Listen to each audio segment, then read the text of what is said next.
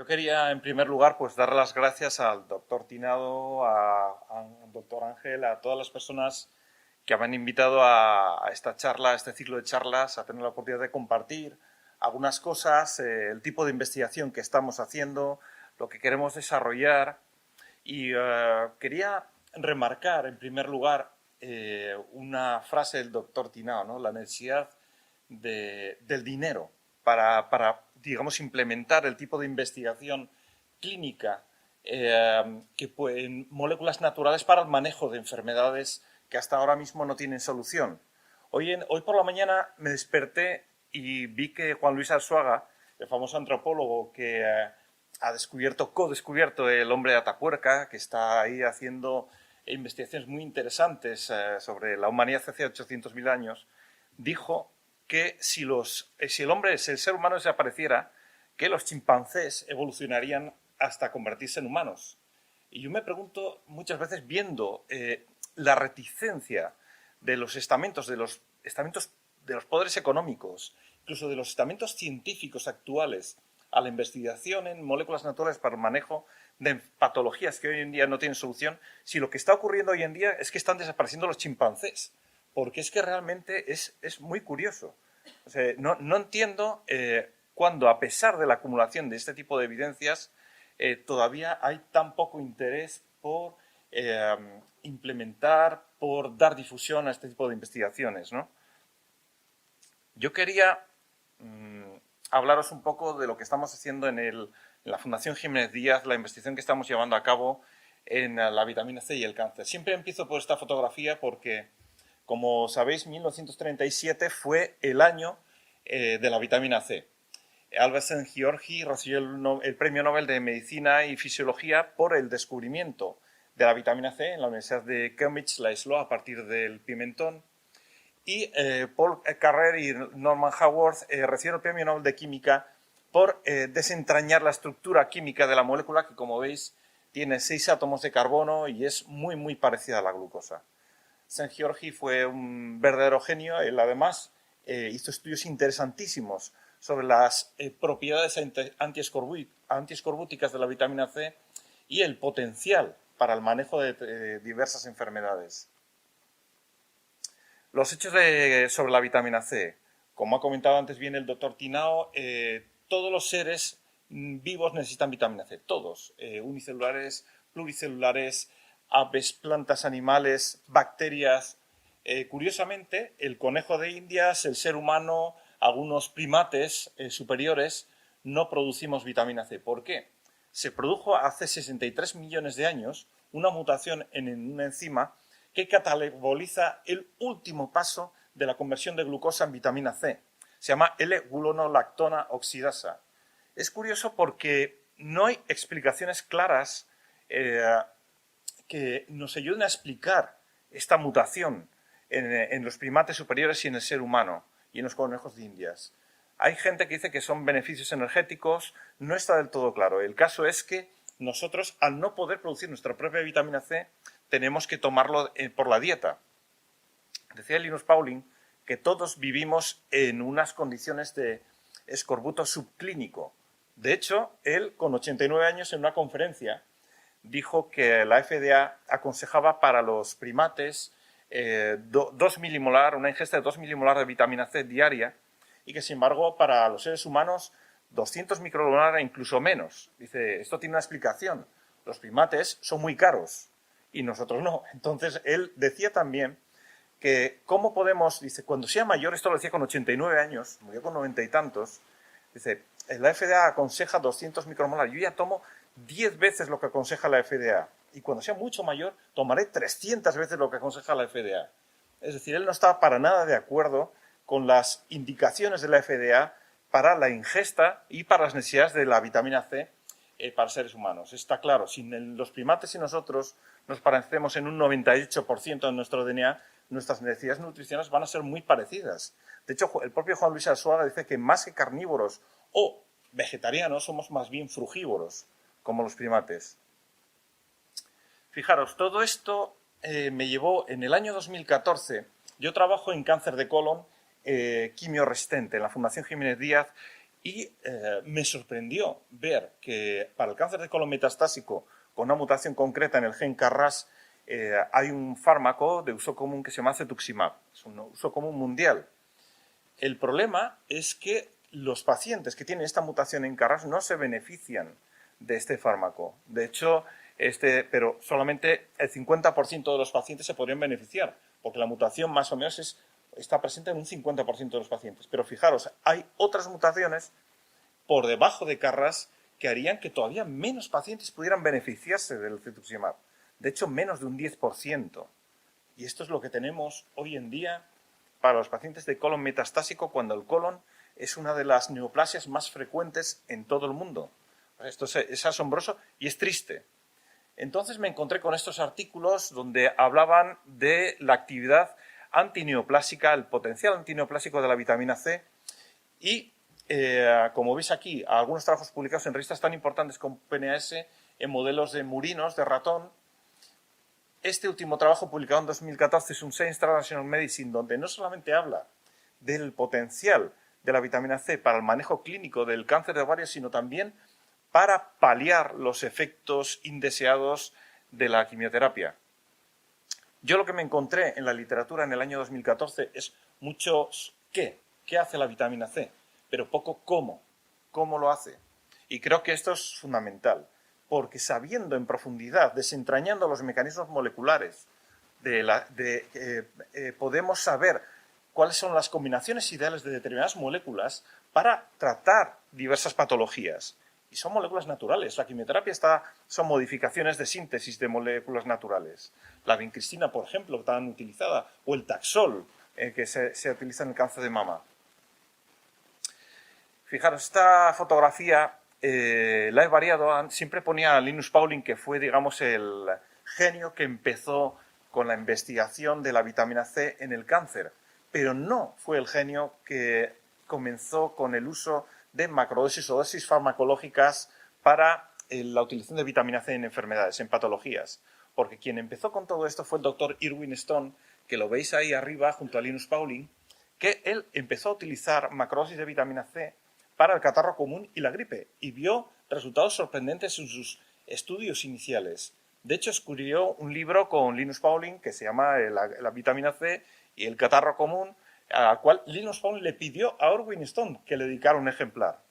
O sea, sin embargo, de Irwin Stone se habla muy poco, ¿no? Yo quería aquí rendirle un pequeño homenaje. Y aquí tenéis la portada del libro Vitamina C y Cáncer, que escribieron Linus Pauling y Ewan Cameron a raíz de un estudio que se realizó en 1976 con el empleo de vitamina C en distintas neoplasias, en pacientes terminales de muy distintos tumores. Tumores de cabeza y cuello, tumores de mama, tumores hepáticos. ¿Y qué descubrieron? Fijaros, porque es del 76. Descubrieron que los pacientes tratados con vitamina C respecto a los pacientes terminales no tratados tenían una esperanza de vida casi de un año superior. O sea, esto es muchísimo. Estamos hablando de pacientes terminales. Daros cuenta de que hoy en día hay fármacos que se están aprobando que aumentan la esperanza de vida media de un paciente en 15 o 20 días. O sea, esto es impresionante. Estamos hablando de 300 días. El 22% de estos pacientes tratados tenían todavía esperanzas de vida superiores a un año. Y todavía había 8 pacientes de los 100 tratados que seguían vivos 3,5 años después de publicarse el estudio. Esto es increíble. Estamos hablando de pacientes terminales. O sea, esto no es casual. Esto es un qué. Esto fue el gran qué, la gran piedra de toque que demostró para mí, sin lugar a dudas, que la vitamina C es una molécula de un interés tremendo en el tratamiento del cáncer. Tremendo. Fijaros, hoy en día más o menos hay 131 estudios donde se analiza la efectividad de la vitamina C en el tratamiento de distintas neoplasias, pero siempre, como digo siempre, pero en combinación con otros fármacos. Recientemente se ha publicado un estudio donde se combina gemcitabina y vitamina C para el tratamiento del cáncer de páncreas. Se ha demostrado que la vitamina C duplica la esperanza de vida de los pacientes de cáncer de páncreas en combinación con gemcitabina B. La conclusión del artículo: La vitamina C sensibiliza a las células tumorales de cáncer de páncreas a la acción de la gencitabina. Ojo, pero ¿dónde está la rama en el estudio donde solamente se trata con vitamina C? Pues no existe, y este estudio está publicado muy recientemente. No sea al revés, no será que la gencitabina C sensibiliza a la vitamina C, o a lo mejor resulta que la vitamina C por sí sola funcionaría mejor. Pues esto no lo sabemos, porque este estudio, si está hecho, no está publicado. Entonces, cuando yo empecé en el estudio de la vitamina C y el cáncer, yo quería saber, yo ya sabía que sí, funciona, pero ¿cómo funciona? ¿Y por dónde atacar? ¿Por dónde empezamos? Hace 4 o 5 años, la doctora Rosalie David de la Universidad de Manchester hizo un estudio interesantísimo con momias egipcias. Fijaros que el cáncer lo conocemos ya desde la época del Antiguo Egipto. Hay un papiro que se llama papiro Edwin Smith, que se conserva en el Museo de Medicina de Nueva York, donde se describen 8 casos de cáncer de mama. Este papiro es de la dinastía 17, pero se supone que es una copia de un papiro anterior de la dinastía 4, y es un verdadero tratado de medicina donde se habla del uso de opiáceos para modular el dolor, donde se aconseja el masaje carotidio para bajar la tensión arterial. Estamos hablando que, si es de la dinastía 4, estamos en el 2500 a.C. Esto es impresionante. Este papiro es atribuido al mismísimo dios Tot, para que os hagáis una idea. Pues ahí se describe el cáncer, y parece ser que los antiguos egipcios trataban el cáncer con una herramienta que no sabemos lo que es, se llamaba taladro ardiente. Pues Rosalie David, haciendo un estudio con momias egipcias, 200 momias, entre 20 y 60 años, ella intentó buscar restos o indicios de enfermedades vasculares y de cáncer. Y vio que a nivel de enfermedades vasculares los egipcios más o menos tenían el mismo número de patologías que nosotros y con una frecuencia similar, algo inferior, pero similar. En cáncer solamente encontró restos en una de las momias, un cáncer de próstata. Y claro, esto le sorprendió. Es decir, si en el mismo rango de edad las enfermedades cardiovasculares o vasculares eran parecidas, pero el cáncer es muy inferior, ella concluyó lo siguiente: no hay nada en la naturaleza que pueda causar cáncer. El cáncer es una enfermedad producida por cambios en nuestro estilo de vida, en la alimentación, el estrés sostenido. Esto está publicado en la revista Nature en el año 2012. O sea, no es una tontería. En el fondo, que nos está hablando Rosalie David, lo que nos está diciendo es que el cáncer es un producto o una consecuencia de cambios metabólicos en el cuerpo. Por eso nosotros nos enfocamos un poquito en el metabolismo de la célula normal, el metabolismo de la célula tumoral, para ver si era por ahí por donde podía ir el efecto de la vitamina C, si era por ahí, si precisamente era esa tecla la que estaba modulando la vitamina C. Fijaros, el efecto Warburg es el metabolismo clásico de las células tumorales. El 85% de los tumores que conocemos hoy en día tienen un metabolismo Warburg. Curiosamente, siendo tan importante, esto no se estudia ahora mismo en las facultades de medicina. No se estudia. En la Fundación Jiménez Díaz yo he dado charlas sobre lo que es el efecto Warburg a patólogos reconocidísimos. Digo, ¿cómo es posible que algo tan común en la célula tumoral no sea estudiado en la Facultad de Medicina y haya sido descartado de los planes de estudios actuales? Es sorprendente. ¿Qué es el metabolismo de Warburg? Fijaros, en 1931, este señor que veis aquí, Otto Warburg, no confundir con este es Otto Heinrich Warburg, no confundir con Otto Warburg, el banquero de la Reserva Federal. Este científico recibió el premio Nobel por el descubrimiento de lo que él llamó la enzima respiratoria y el metabolismo de los tumores. Él concluyó, fijaros, esta es una publicación en la revista Science, anterior todavía, Metabolismo de los tumores, de 1920 y tantos, concluyó que las células normales tienen una dependencia absoluta por el oxígeno. Absoluta. Las células tumorales pueden prosperar sin oxígeno, pero esta regla no tiene excepción. Y además, tejidos cancerosos son ácidos, tejidos sanos son alcalinos. Esto lo vemos en el departamento de patología todos los días. Cuando estamos tiñendo tumores y tejidos normales, vemos que tiñen diferente y que la adherencia, la fijación de digamos, de los tintes, de los marcadores fluorescentes, de los marcadores inmunohistoquímicos es distinta porque el pH del tejido es diferente. O sea, pues esto ya lo describió Otto Warburg y por esto le dieron el premio Nobel. O sea, es decir, el cáncer tiene un metabolismo distinto a la célula normal. ¿Qué es la respiración celular? ¿Qué es lo que él estaba trabajando? Lo que Otto Warburg estaba, digamos, investigando. Pues la respiración simplemente es el proceso mediante el cual la célula obtiene energía. Y una célula normal, en una célula normal, este proceso tiene 3 pasos.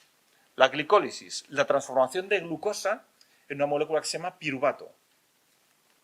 El ciclo de Krebs.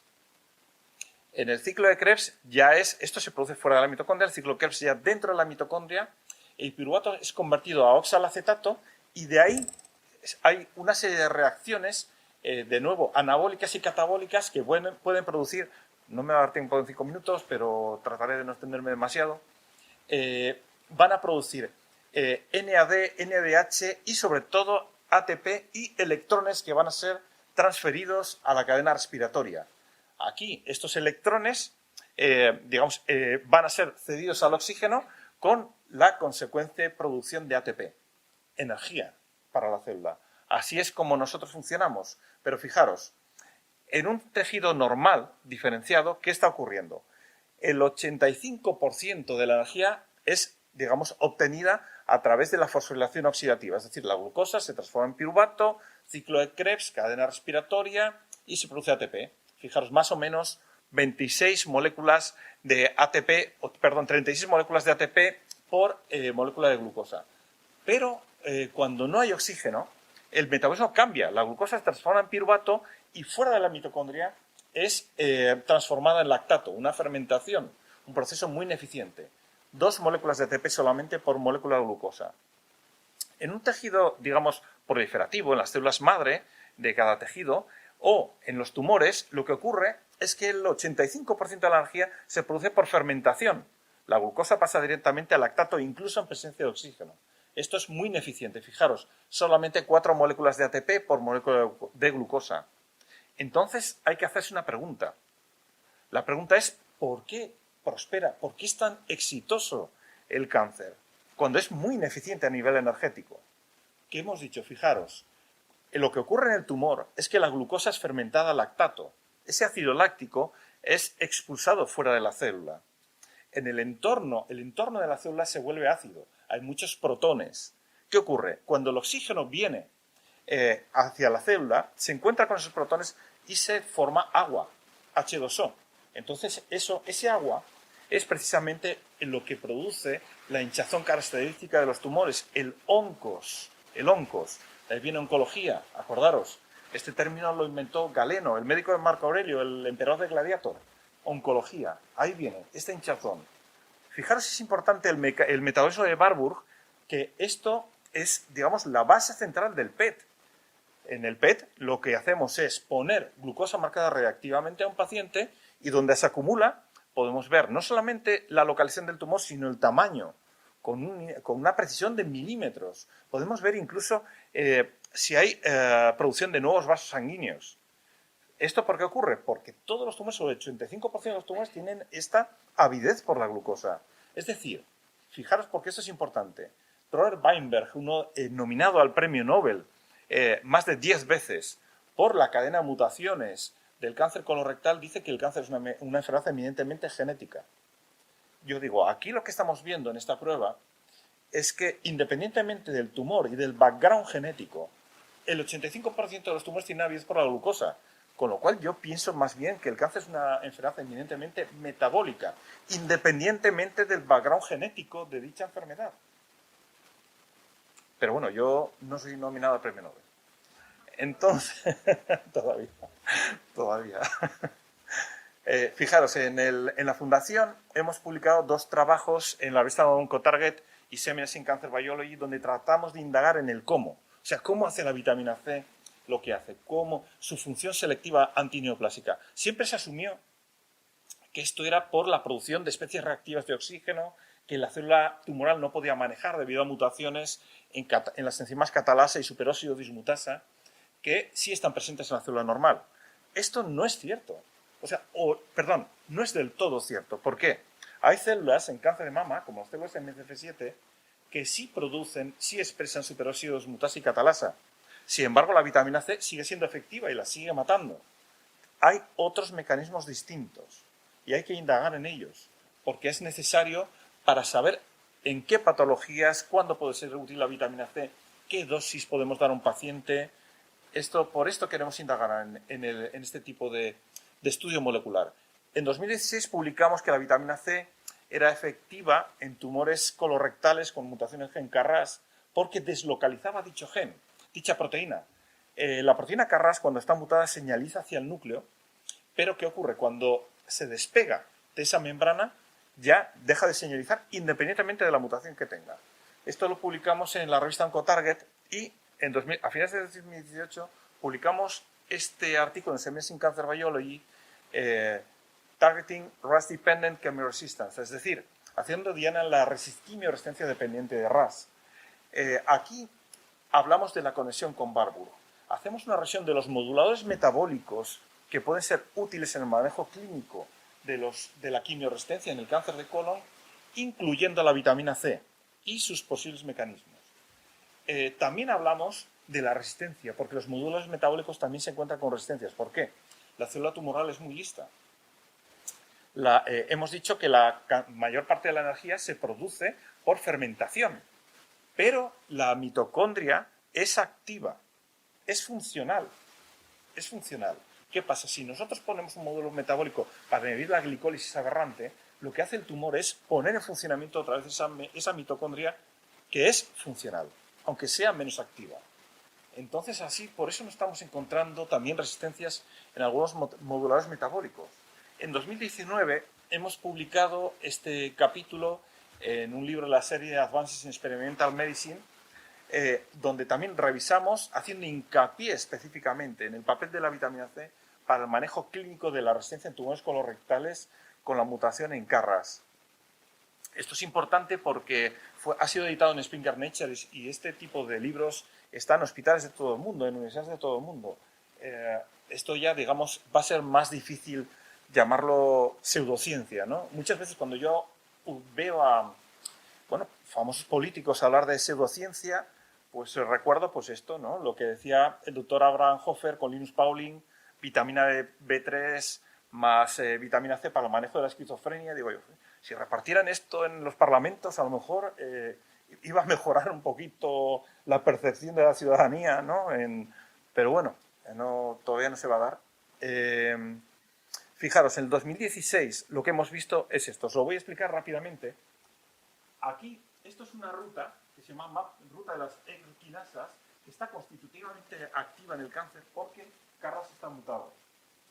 Se une el factor de crecimiento, se une a su receptor y se desencadena una cascada de fosforilaciones que llega hasta la piruvato quinasa M2.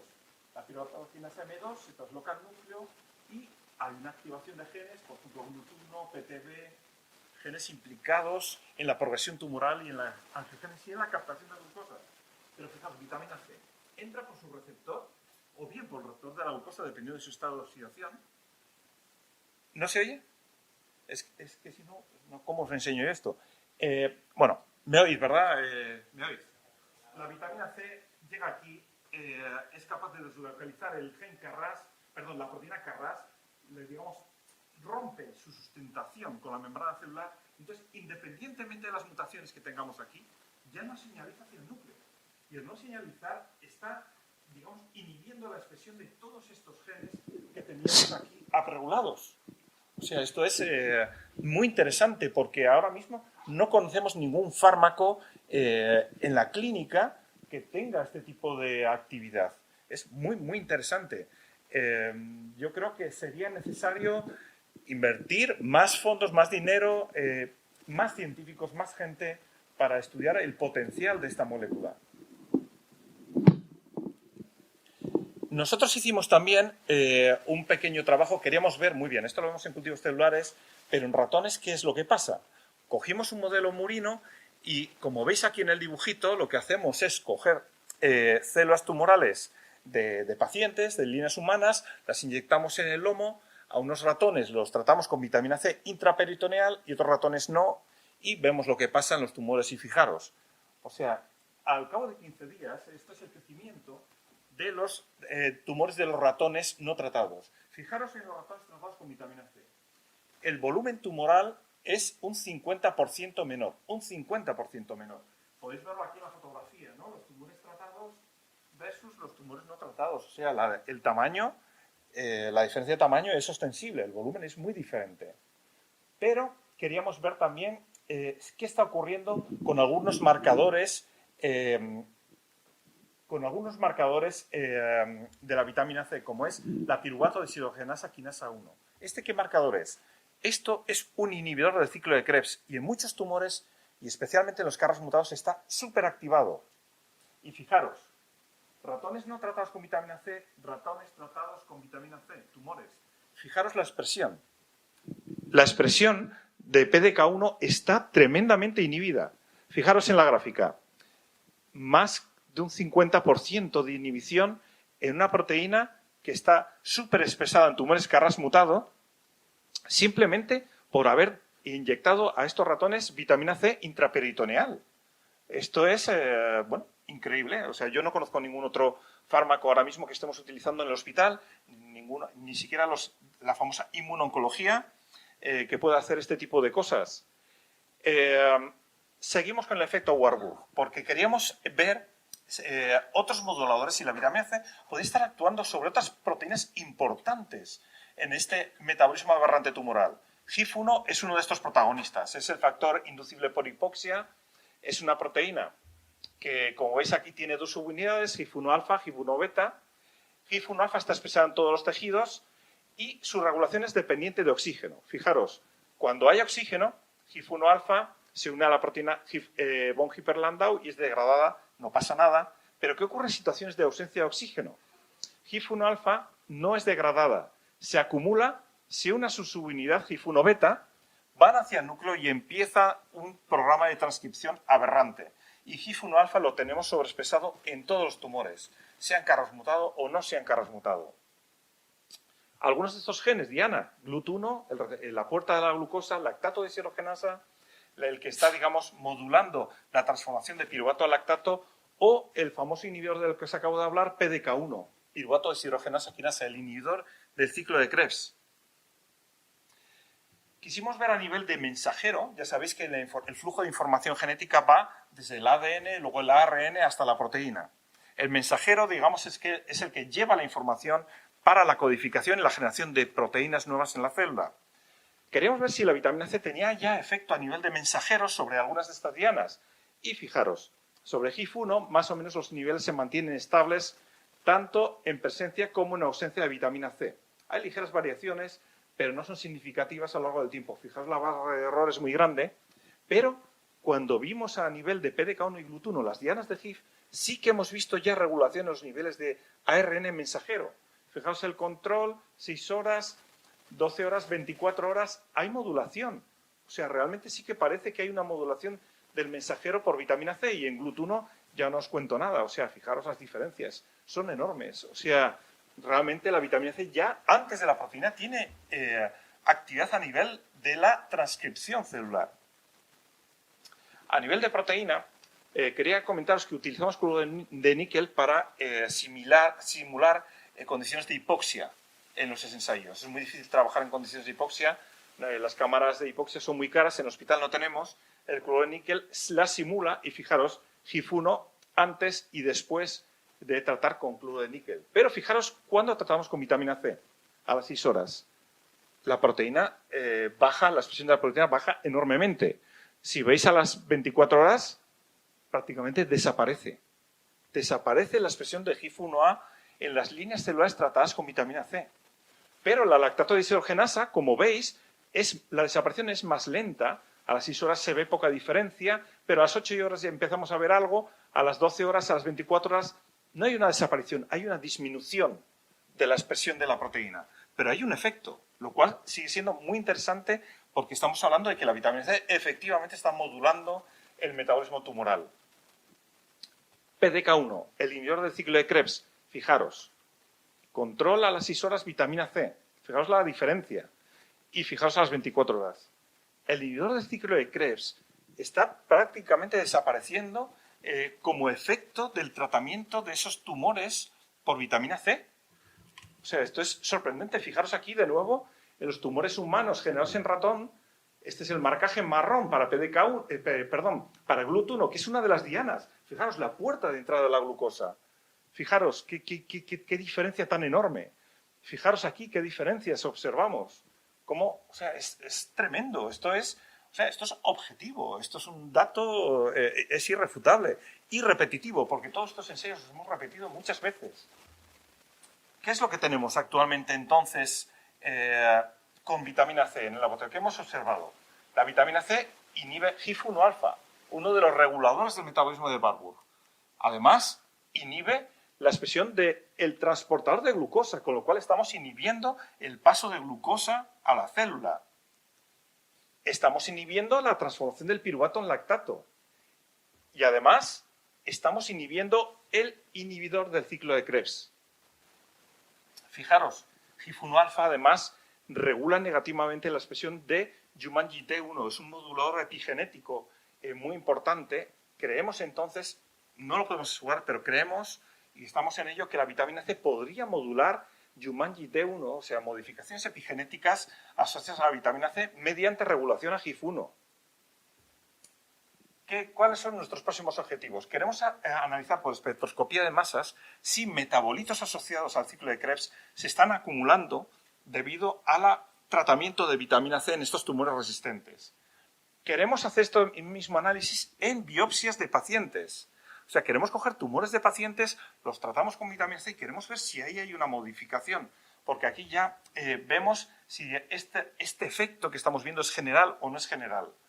Queremos realizar análisis inmunistoquímicos de la expresión de PDK1, del inhibidor del ciclo de Krebs, en tumores tratados con vitamina C. Queremos publicar estos resultados porque esto hay que decirlo, hay que enseñar al estamento médico, a la comunidad científica, que aquí hay otra puerta de entrada.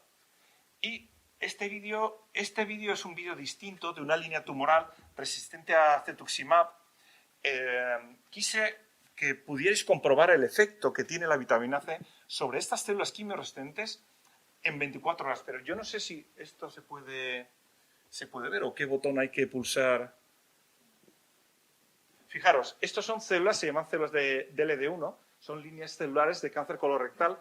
Fijaos en su contorno, aquí veis los núcleos y a ver si lo podemos mirar. Fijaros cómo las células se están vacuolizando. Fijaros, todas las células que son resistentes a cetuximab, al cabo de 24 horas, aquí lo que estáis viendo ya son prácticamente células muertas. O sea, simplemente en 24 horas de tratamiento con vitamina C. Células resistentes a todos los fármacos que conocemos. O sea, esto yo creo que merece la pena indagar sobre ello. Y con esto ya quiero acabar con dos frases. Una de Saint Georgi, que también es otro de mis ídolos, tengo muchos. Y descubrir es ver lo que todo el mundo ha visto, pero percibir lo que nadie ha percibido antes. Y una frase de la Ayurveda, fijaros, 2700 años. Cuando la alimentación es mala, la medicina no funciona. Y cuando la alimentación es buena, la medicina no es necesaria. Yo creo que esto es algo que merece la pena reflexionar sobre ello. Y bueno, pues nada, despedirme de vosotros y muchas gracias por atenderme.